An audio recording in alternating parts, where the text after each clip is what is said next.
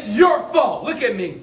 It's your fault that you're not wealthy. It's your fault that you're poor. It's your fault that you're average. It's your fault that you're still watching this video on YouTube, wasting your time. Listen to me, young people, okay? Stop.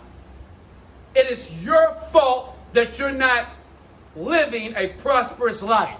You're blaming your mama, your daddy. You're blaming your pastor, your friends. Blame you. Write this down. Before you get the meditation in the link below, which I know you won't click, listen to me here. Until you change your mind, you can't change your life. Write this down on your little notepad. Take full responsibility. Look at me. Take full responsibility of your actions and your behavior.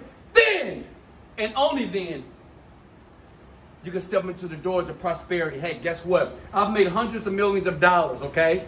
Hundreds. It's not because I'm skilled. It's because I took full responsibility. In the link below, I dare you to take responsibility right now and get the free meditation that changed my entire life.